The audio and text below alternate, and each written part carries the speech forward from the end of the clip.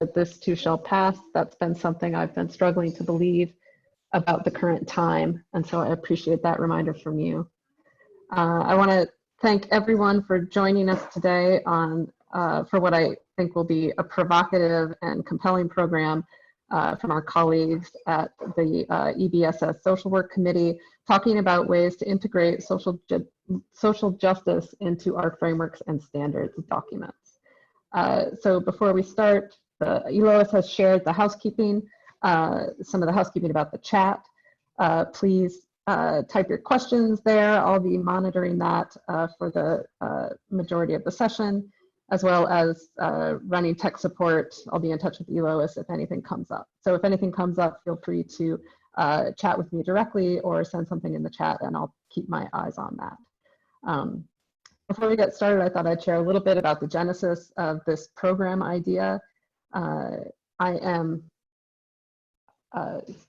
have been interested in the ways that standards and frameworks documents structure the sort of things that we do since I started working in libraries. I'm interested in the ways that our cataloging and classification structures organize knowledge and make things knowable by users who navigate our metadata to get to our content. And I've been interested in the ways that documents like these, as well as union contracts and individual contracts, the way that the document facilitates different forms of power. And so I think that's sort of always an interesting and compelling conversation to have. But I think it's particularly interesting in this pandemic moment where, you know, this program has been planned for a very long time. And here we find ourselves in these unprecedented times, which is true. But I think all of us in libraries are working on generating documents that will guide us, we hope, to safety as we return to work and as we reopen our libraries. And it has me thinking even more than I normally do about the power of those documents to shape the conversations that we have with each other and the kinds of decisions that we make and the ways that we make reality for each other in the everyday quotidian work of our lives. So in working with the folks in the Social Work Committee, I think they are doing some of the best work I've seen in terms of integrating concerns around justice and equity in the information literacy space. And I'm so pleased that Sarah Johnson and her team have agreed to present their work with us today. So I'm going to turn it over to Sarah to get going. I'll be sharing my screen so that you can see their PowerPoint. So Sarah, I'm going to mute myself and ask.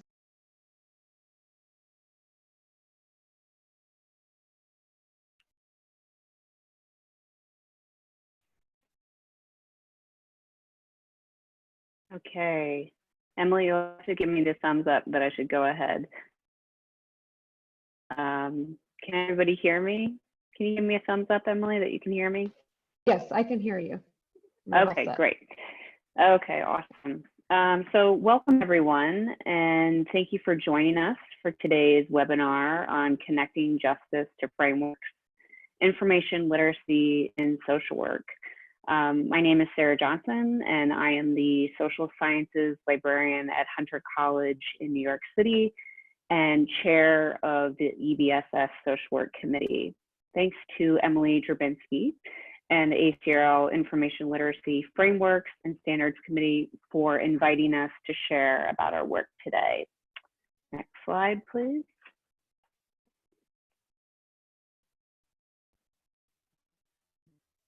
So you can go to the next slide, Emily. Oh, I think I went to the next slide. Is it working? Oh, you can go to the next one. Oh, the next one after that. Okay, sorry. That's okay. Am I on the right one, Sarah? Yes, you are.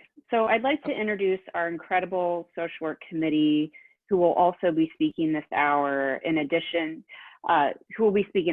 So in addition to serving as liaisons to various departments in our respective universities, all of us work as subject librarians with our departments of social work. So first we have Carin from Michigan State University. Then we have Olivia Castello from Temple University. Next, we have Maher librarian for social work and psychology at New York University, and also current Masters of Social Work student at NYU. We have Yali Feng from the University of Illinois, Urbana-Champaign, and then myself, again, I'm at Hunter College in New York City, and I'm Sarah Johnson. So in 2018, our committee was charged with developing a companion document to the ACRL framework as it relates to social work education and practice. We agreed to this, and this became our sole project beginning that summer when I became chair. So you can leave this here, Emily, but it's actually, I want to go back to the outline slide 2 slides ago, but I'll just continue. So this outline provides an overview of what we're going to cover over the next hour. So I just introduced our committee, and then we're going to share about, or I'm going to share about the overall process of how we actually developed our companion documents to the ACRL framework. We're going to highlight key themes that emerged during this 2-year project.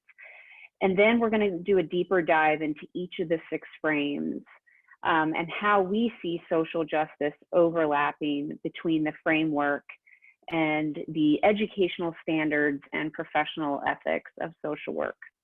We're also going to provide concrete strategies on highlighting and integrating social justice concepts into your respective disciplinary documents. Finally, we're also going to provide some sample learning activities that you can assign students during or after a one-shot instructional session. So Emily, you can advance to the slide that has EBSS on it.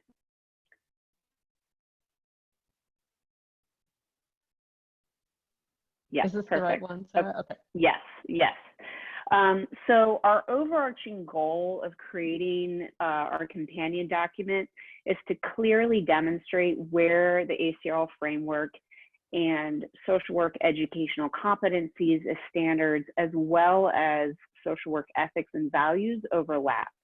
But today we're going to focus on just one aspect of that, how in the process of this project and creating our documents, we came to see where social justice and the corresponding concepts of diversity, equity, and inclusion align in both professions. So we hope that by sharing how we mapped these overlapping values and ethics, that you can revisit your own disciplinary documents to see where such themes and principles may or may not already exist. So while it may be obvious that our core audience for this document are fellow academic social work librarians, we also include social work educators, practitioners, social work students, and academic librarians from other disciplines as key users of this kind of tool. Okay, next slide.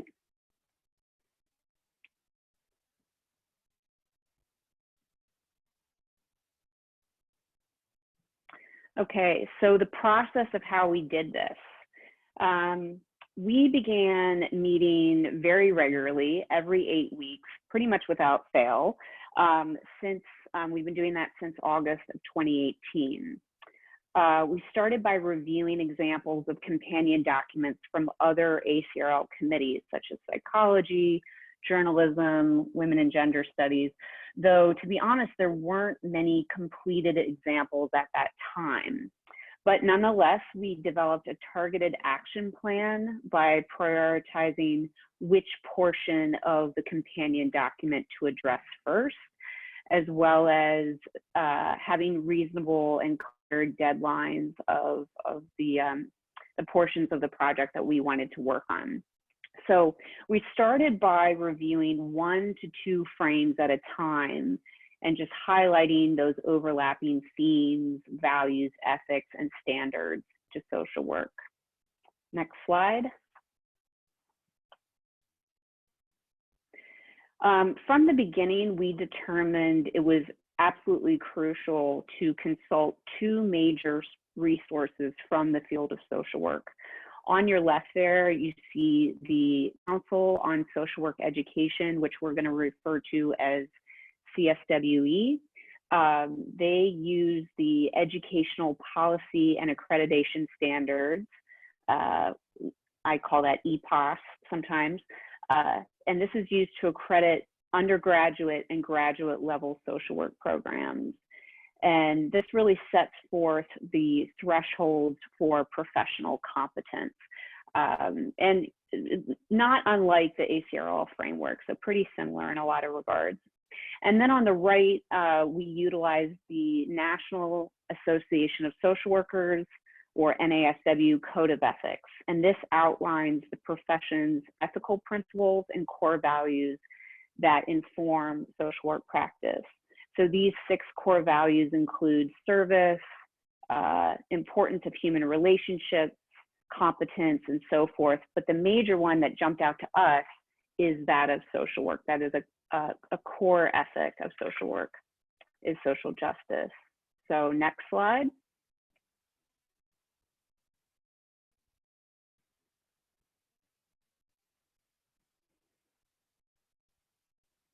Next slide, Emily. Thank you. So to work collectively on this project, we utilized Google Documents. So at first, we drafted one Google document that quickly grew into this massive, kind of unwieldy scroll that became too difficult to edit. So we then transitioned to what you see here. We transitioned to Google Sheets. So what you see here is that each row, or this is just one row rather, had 1 frame per row. So this is frame number 3. And in the green columns you see is text directly lifted from the framework. And then in the first pink column to the right, we started adding our own reflections or perspectives of how we see this particular frame connecting or mirroring social work information literacy. And then in the far 2 right columns in pink also are the corresponding portions of both the CSWE EPOS and the NASW Code of Ethics. And then the red font here highlights a later iteration of our review. And this denotes content that we determine really reflects the values and ethic of social work, of social justice in particular, and was related to concepts of diversity, equity, and inclusion. So again, this is what we're going to focus on today. Next slide.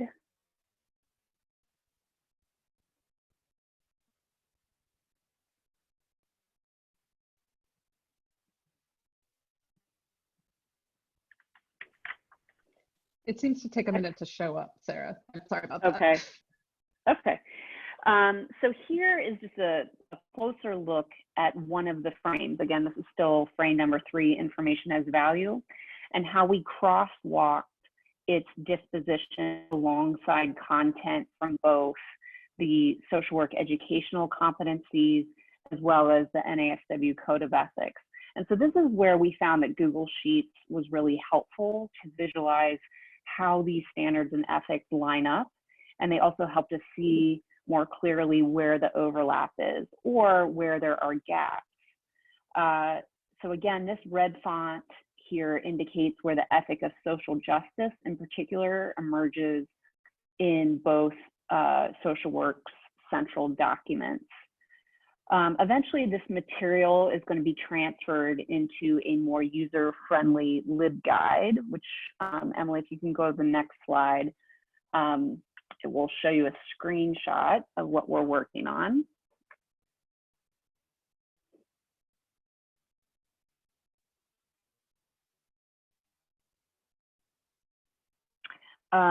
Okay, so we started this unpublished guide just as a placeholder to really begin visualizing what a finished product could look like. In line with the values of equity and inclusion, we really want this completed guide to be an open, usable, living document for social work practitioners in the field, as well as social work educators and students. This guide is for them as well. It's not strictly an in-house companion document for social work librarians alone. As we welcome a diversity of voices and reflections about this tool, we aim to make it relevant and stronger. We hope to transfer content to the LibGuide this summer. So once it goes live, we are going to seek feedback from fellow social work librarians in particular. We have also recently submitted 2 separate conference proposals based on this work. And most likely, we're also going to submit a manuscript at some point in the near future about our project. So we anticipate and hope to elicit feedback about these companion documents from a wider audience. So now I'm going to hand it over to Olivia, who's going to share about key themes that we saw in the process of generating this companion guide. Thanks, Sarah. This is Olivia, given Castello from Temple University speaking. So as you can tell from what Sarah showed, we've crafted our Google Documents for each of the information literacy frames in a really iterative fashion. Stepping back now and rereading them as they near a finalized form, we definitely see certain themes running through each of the 6 frame documents that relate to social justice. They represent different aspects of social justice and certainly resonate with many of the tenets of social work professional identity and social work education. So the first theme is an awareness of differences in information privilege. Social work librarians are concerned with open access, fair use, accessible sources, and we pay a very special attention to students' access to resources after graduation. We want to empower social work graduates as information seekers so that they can in turn empower their clients and help them bridge gaps in information privilege. Another theme had to do with cultural competency and cultural humility. We value diversity and difference and strive to be sensitive to and knowledgeable about oppression and to actively listen to all voices, including the most marginalized. Theme 3 reflects social work's value placed on living. Social work librarians pay attention to voices beyond the gold standard of peer review and acknowledge alternate sources of authority. We do this even while we maintain a strong focus in evidence-based practice and evidence review that comes from a more biomedical tradition. Finally, a 4th theme was about seeking actual justice in the world. For practicing social workers, that can range from helping individual clients in need and impacting their individual cases. It can be work with groups or small communities, and it can be the pursuit of large-scale advocacy and broad social change. So these themes are not necessarily unique to social work, but this was the particular blend that emerged as we thought and wrote and discussed what seemed to us to be unique about the social work librarian's approach to the ACRL information literacy framework. For librarians specializing in other subjects, you might ask yourself, what's the mix in your discipline? How does it already, or how could it inform your approach to the framework? And now I'll pass it off to Stephen. Thanks, Olivia. I hope everyone can hear me. So just to kind of repeat what Sarah was saying, when we were breaking down the framework, we first wanted to demonstrate how each frame applies to the profession of social work. So in the case of authority is constructed and contextual, we wanted to lead with the concept of evidence-based practice and how that process constructs a type of authority for the social worker to approach their work with a client or community. Just one click, please, Emily. The other side of that, and what social work may emphasize more than in other evidence-based practice professions, is their commitment to contextualize the empirical research with their own experience and the needs, values, and culture of their client. Next slide. Next, we wanted to look at the education models, basically how our schools are training new social workers. And in this case, we wanted to focus on the concept that clients and communities are the authorities of their lived experience. One click, please. This concept is central to social work, and in educating future social workers helps us dissolve the notion of social workers as saviors, prognosticating their solutions to whatever is wrong with their client. Taking this approach, acknowledging the authority of their client's lived experience transforms how students see their responsibilities as a social work practitioner. One click. Students then begin to see their role as a connector, considering their client's authority with their professional guidelines and research. Next slide. So then to identify the synergies between the ACRL framework and social work, we paired the framework with the NASW's Code of Ethics. One click. So while we found several connections, Ethical Standard 1.05 subsection B, cultural awareness and social diversity stood out. And this speaks to the necessity for cultural competence and sensitivity to the client's cultures and the differences among people and cultural groups. Next slide. And we did the same thing with looking at the CSWE, the EPAS, the Educational Policy and Accreditation Standards. One click.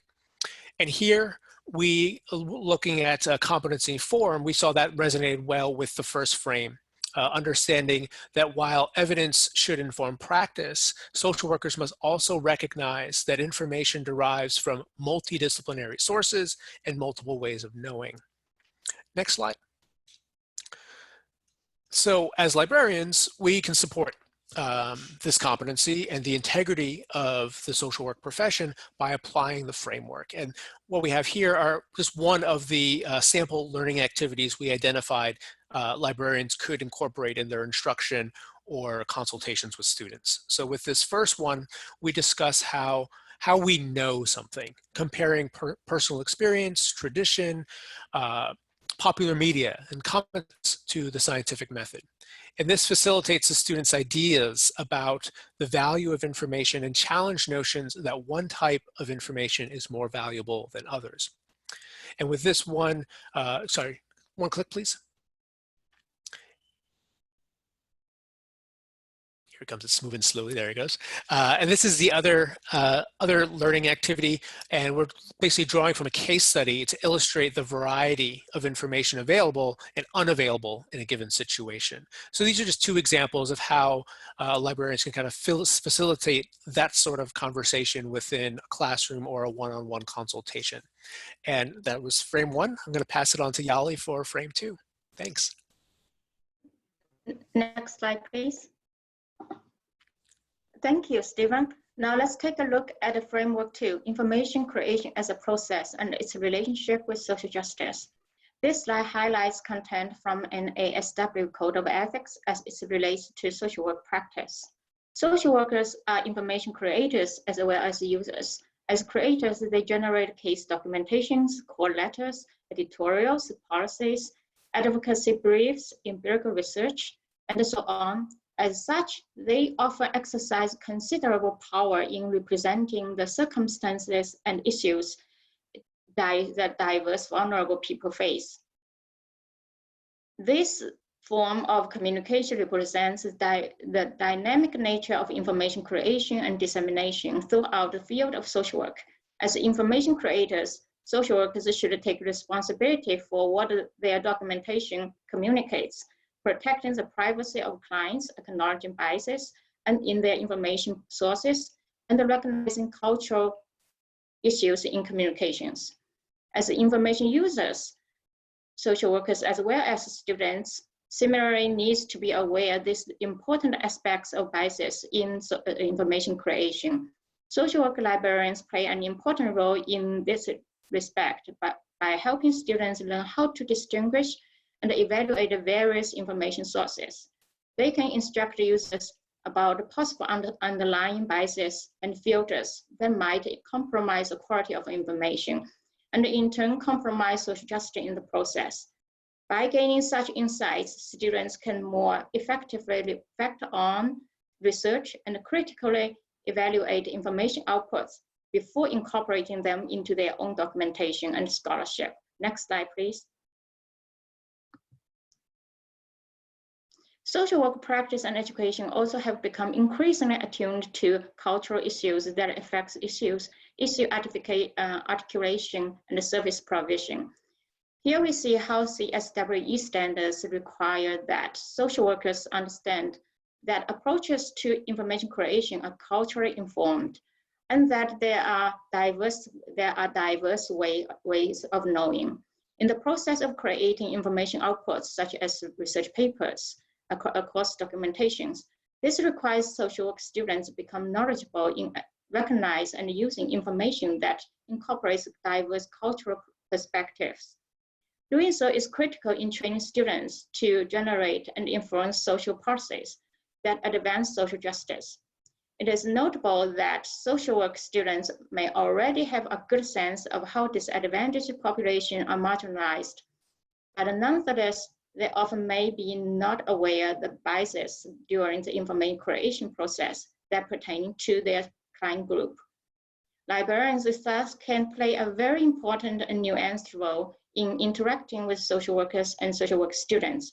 They can help the students understand the value of evidence-based research to engage in evidence-based practice, while sensitively applying such information to different vulnerable, culturally diverse group. Next slide, please. Here's a learning, one more click, please. Here's the learning activity that can raise if social work students are aware of social justice and the information creation as process. The aim of such an exercise is to help social work students take ownership of translating social justice into their practice. So with that, I will pass to Olivia to present Framework 3. Thanks, Yali. Frame 3, Information Has Value, is about helping the novice learner understand the diverse values of information and understand their rights and responsibilities, both as information creators and as information users. And our approach to this frame focused very on the National Association of Social Workers' value of social justice, which specifically mentions social workers striving to ensure access to needed information for vulnerable and oppressed individuals and groups of people. Slide, please. Our focus, one focus is the social work librarian's role in helping students learn to question individuals and organizations that hold power and influence regarding information and information access. We seek to teach social work students how and why some voices may be underrepresented. And we also maintain diversified collections for students to access and discover. Slide, please. Another focus of ours is to challenge students to examine their own information privilege. After graduation, we want social workers to recognize when they and their clients are experiencing a lack of access to information, and to hopefully be able to overcome this lack using information seeking skills that they learned during their time with us. So considering this, it's crucial to teach social work students about open access and fair use. Slide, please. A learning activity we thought would work well for social work students around this frame would be to facilitate a group activity in class, simulating different levels of information privilege. For instance, having groups research the same topic, but only within the limits of the group's assigned information access status. And we found a great example of this type of activity, as well as others, on the Project Cora website. That's the community of online research assignments, an open educational resource for librarians and other educators. It's hosted at Loyola Marymount University, and it's a database of adaptable Creative Commons license assignments that can be filtered, searched and filtered by discipline and even by ACRL frame. So next is frame 4 and Carin.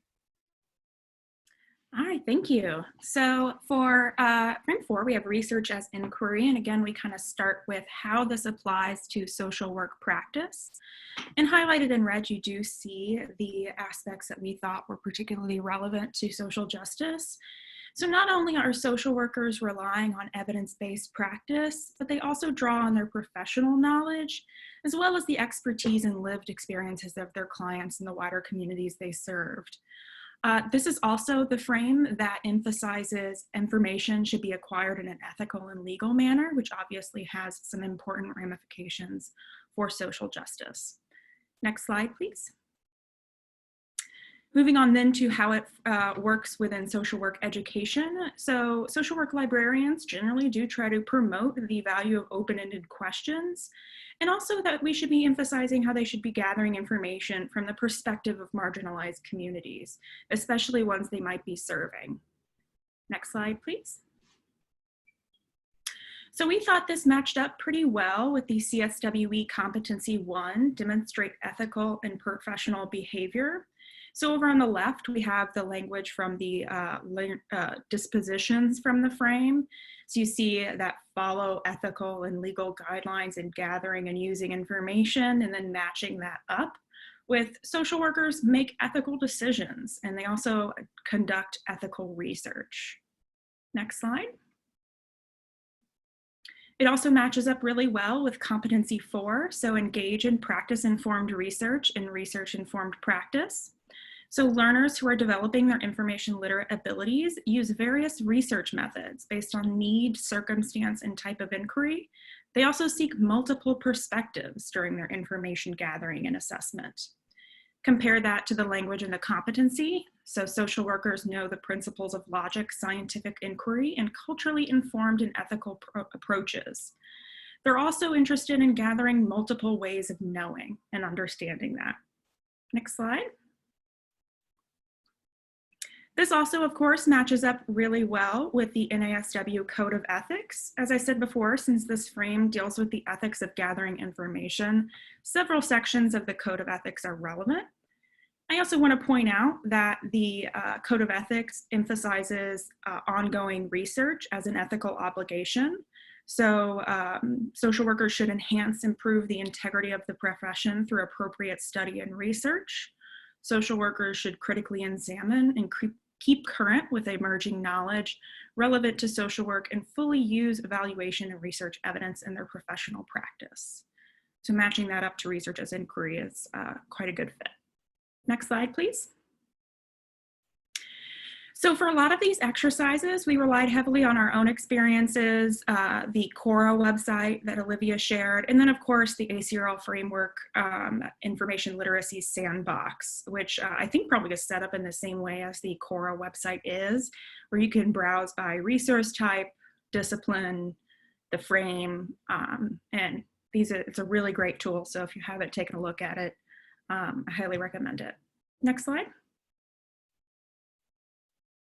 So this is one of the learning activities we thought up of so thinking about how research needs to be an iterative process and getting students to really think beyond their initial keywords.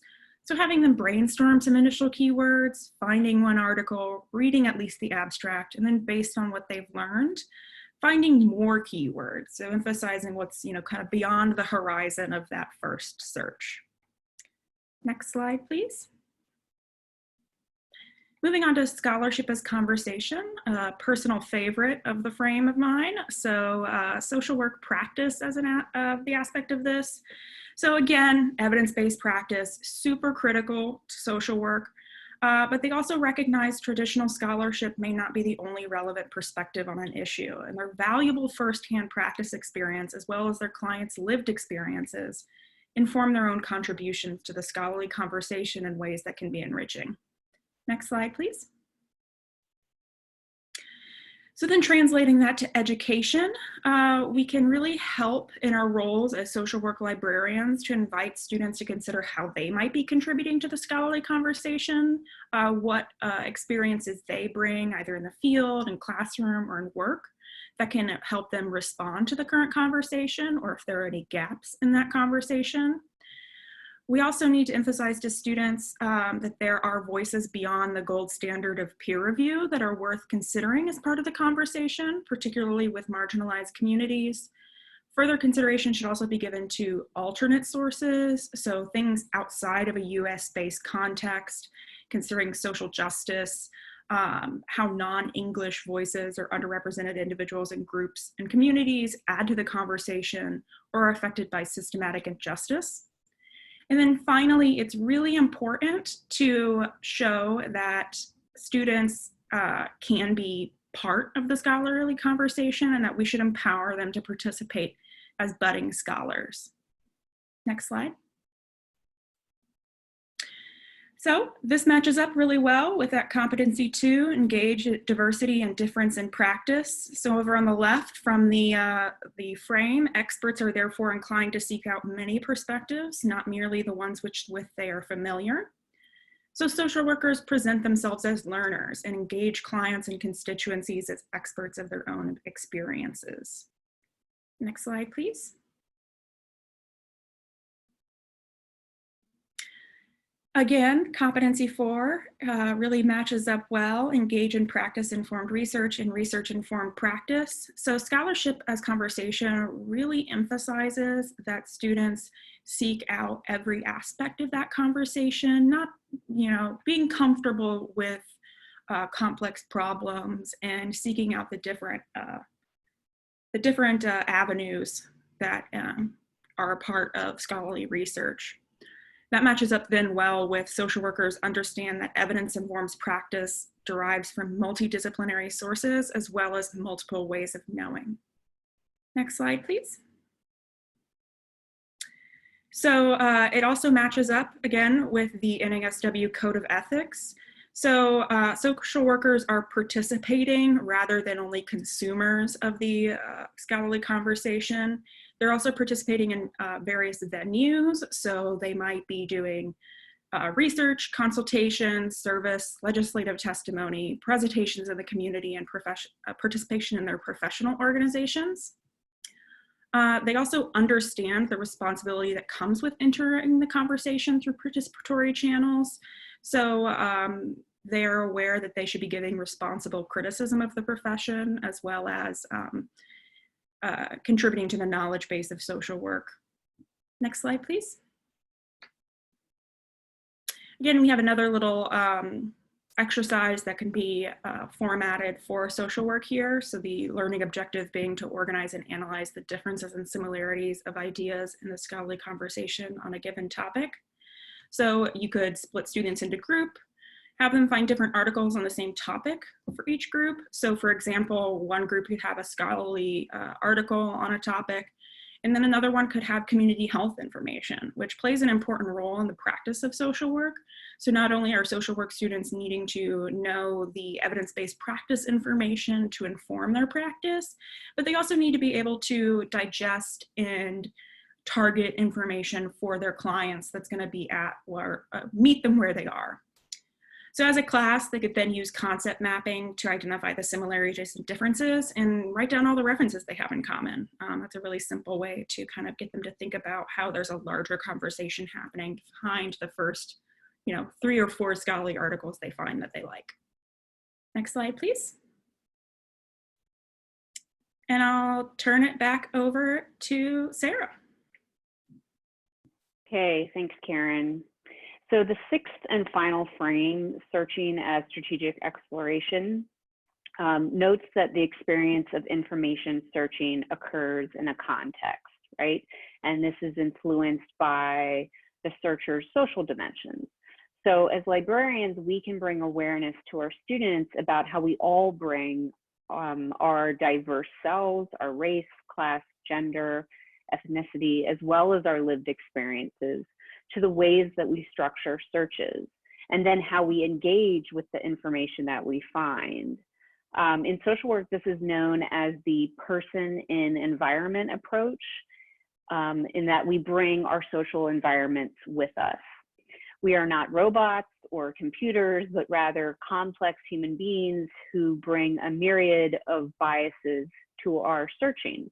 including how our cultural diversities influence our human behaviors, which includes searching for information. So again, at the very least, we can help students become aware that our social diversities influence our modes of exploring information. Next slide. Similar to the previous slide, librarians can discuss with students the social dimensions and biases that may also influence interested parties, such as scholars, and certainly in social work, nonprofit organizations, government websites, and for-profit industries who produce information that our students are going to explore. Librarians can then also assist students with determining how to access that information. This really aligns with the NASW core ethic of social justice that strives to ensure clients and communities can access necessary information, as well as participating in social activism that seeks equal access to information, both for themselves as social workers and on behalf of their clients. And this also really lends itself to addressing equity and inclusion, to be sure. So one concrete practical example that we are seeing is social workers really valuing open access are the current partnerships that a lot of them have with public libraries. Social work students and professionals in public libraries truly embody the ethic of social justice, in which they take a proactive, community-oriented approach to helping patrons access information as well as basic needs and resources. So in doing this, they certainly must appreciate the diversity of library patrons, as well as upholding the values of equity and inclusion to library resources. Next slide. So here we have an example of an activity for social work students, or really students of any discipline, to help them how to locate and utilize open access sources beyond the traditional subscription databases, such as websites, government documents, policy briefs, and statistics. As the bulk of scholarly literature for social work exists behind a paywall, it is particularly imperative that social work practitioners know how to search for and retrieve open access sources. Also, by emphasizing open access and non-scholarly sources, social work librarians really recognize the education life cycle. So what happens to students after they graduate? Next slide. I've got 2 pages of references here. These materials here on this slide are sources that we cited in this presentation. And then the next slide offers additional resources that we have consulted throughout the course of generating our companion documents and our soon-to-be LibGuide. So if you want further reading, we've listed these resources here for you. And the next slide, we're going to open it up for questions and any discussion that folks want to generate. I just want to say thank you for participating and listening to our presentation. And I'll hand it back over to Emily. Thank you so much, Sarah, and to everyone on the committee for a really interesting and compelling and detailed and well-formatted presentation. I have to say the use of the red font to bring those texts together, I found made it easier for me to see, and I really appreciated the way that the constraints of the format itself, the constraints of Google Sheets determines a lot of what you can do. And so some initial points of enthusiasm from me. And so now I'd like to open it up to questions from the group. If you want to put your question in the chat, I will ask it. Diane asks, any recommendations of scholars for person in environment? Does that question make sense to you all? I don't, Diane, if you can say, Sarah? So do you mean resources that speak to the person and environment approach. Yes. Yes. Okay. So it actually looks like, I'm just looking in the chat, someone, oh, it was Stephen actually, listed a resource about person and environment.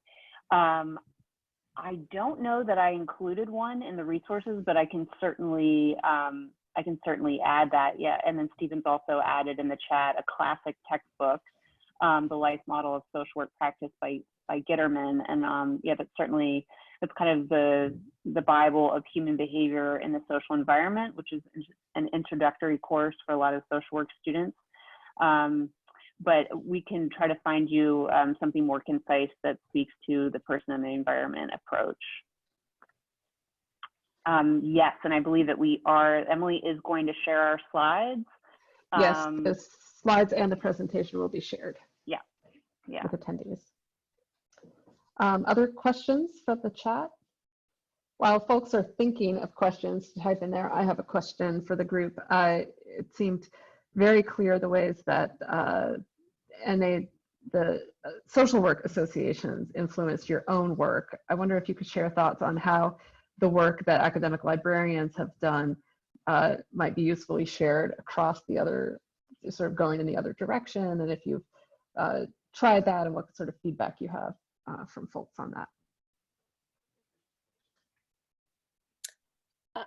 I can speak to that because at Temple University Libraries, we have a great program that actually incentivizes that kind of thing. We have a very small grant program that's run, it's administered by our Gen Ed office, which is a partner of the library instruction program. And it actually, is a small amount of money to incentivize redesigning a course or assignment with the ACRL information literacy framework in mind.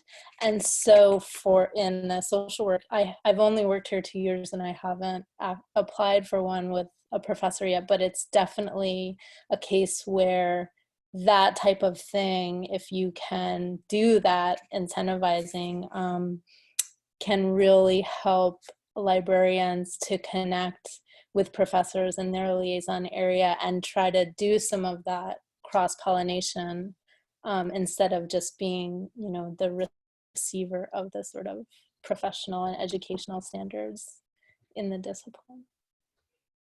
Great, thanks, Olivia. There's another question. How have social work faculty responded to the work so far? Any stories from you all?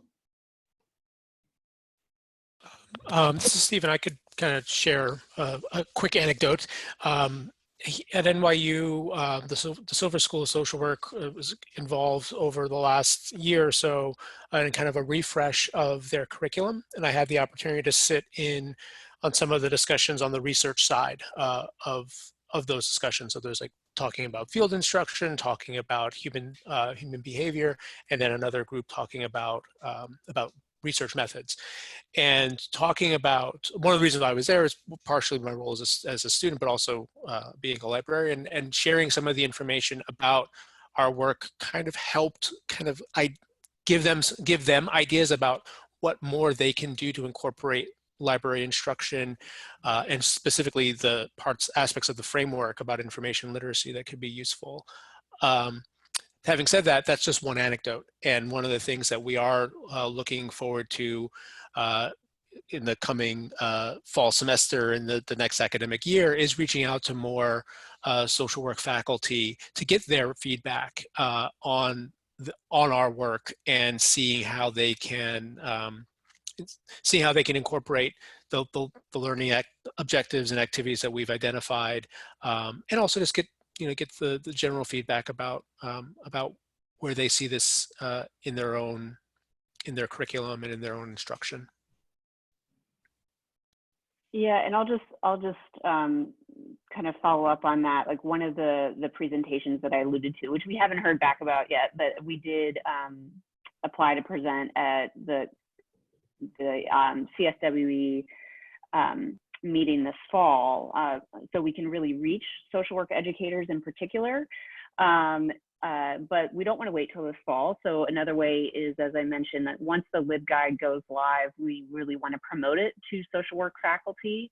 And I'll speak for myself, like part of the aim in that is to really have the social work faculty consider really integrating information literacy more formally into the curriculum. So if we can provide social work librarians with a tool to do that, we're hoping that that can help communicate the importance of formally integrating that into social work studies rather than just the one-shot sessions. Thanks. There's some feedback from Alana Stonebreaker in the chat about the business school environment going through their own standards revision process and ways of connecting to that work.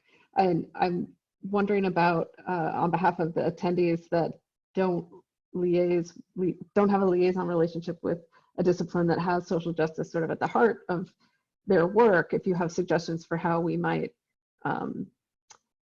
do some of the integration and crosswalking that you're talking about if our field does not have that as a core. And I only mention Alana because I know that there's a critical business studies, but I'm not sure how like central social justice is to that. So what do I do if I don't have the sort of obvious link and connection that you all have in social work? I think I can speak to that a little bit. So I think one of the key ways to get in there with this is almost all of these departments are going to have some kind of accreditation or standards or process, or if in the accreditation, usually the librarian has to write a portion of it for their process.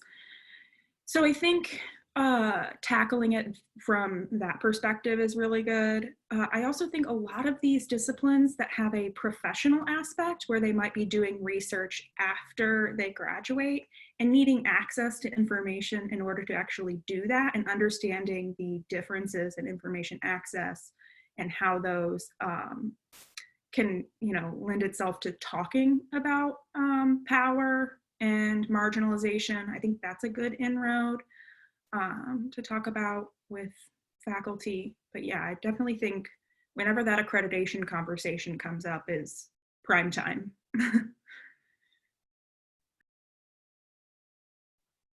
Other thoughts, Stephen? Oh, I was just gonna, because I was looking down at the chat. There's a question about like kind of building that bridge between the social work department and public libraries. I mean, this also speaks to what Carin was just saying about research after you're after you've graduated. One of the things that I think we've touched on is the idea that the skills that we're showing and kind of training the students on are skills that they can live on after they go out of the university. So having a part of the student's life cycle where they either have additional instruction from their librarian or something incorporated into the curriculum, where it's clear that the resources that the skills that they've learned in terms of being able to search databases and screen abstracts and things like that, that all of that is transferable. Another anecdote is when working with some of the continuing education aspects of social work, I was tasked to partner with our public library to develop a very short, like a 1 hour, 1.5 hour kind of drop-in for a more longer term kind of continuing education course for practitioners to say, like, these are resources that you would have access to in your public library. Here are the different resources here are the different skills that you're already aware of and you may already be familiar with. This is kind of a refresher on those, and then how to apply them to some of the databases that are already available to you from your public library.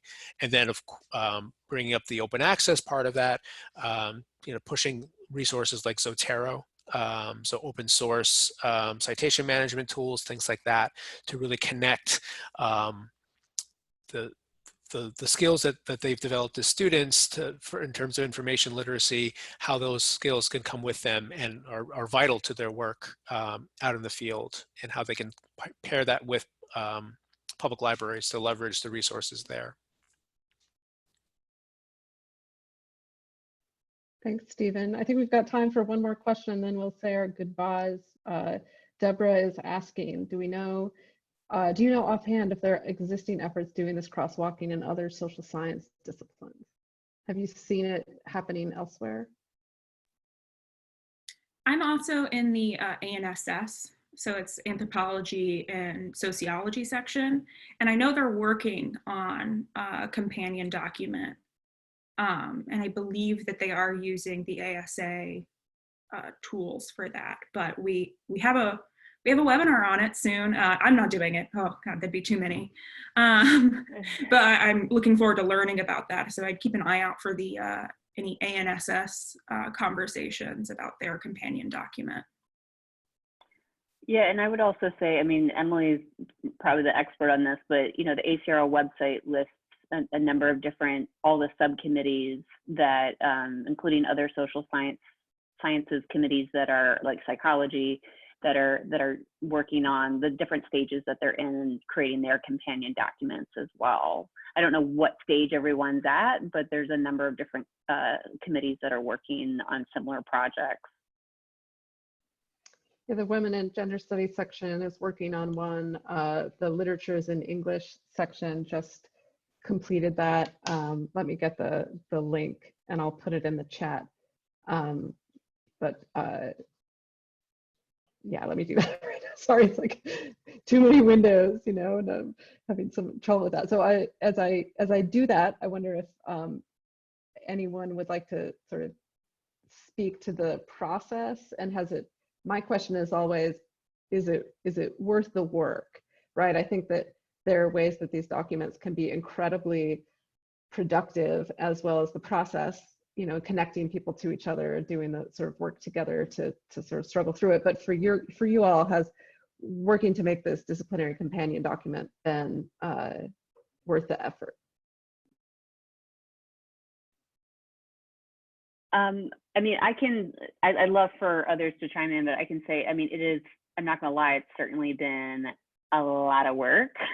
I think it's much more than any of us signed up for, but I will say that it has certainly, I mean, even as a, you know, I'm a licensed social worker, and it's really made me much more invested in the work that I do with social work students as a librarian, and there's been a tremendous benefit in becoming far more familiar with the social work education standards and ethics, and kind of lending itself to that argument of the importance of information literacy, and also highlighting the similarities between the two fields. So when I'm trying to create that bridge with social work faculty, I feel like I really know the content and their language that I'm trying to speak. And so, yes, it's been a lot of work, but I've found it to be, and in the end, I hope it's very helpful to other academic librarians. I mean, that will ultimately be the most rewarding. I don't know if Olivia or Stephen or Yali or anyone else wants to speak to that. Yes, I'm a new librarian and I'm the least experienced one in this committee. I feel very grateful to work with everyone and learn a lot. So from the work I've been doing, I feel there's some very abstract concepts that I can apply to instruction. For example, I find the students and everyone actually can both information users and information creators. They have to negotiate that and take ownership in both. When you create information, take ownership in using the information.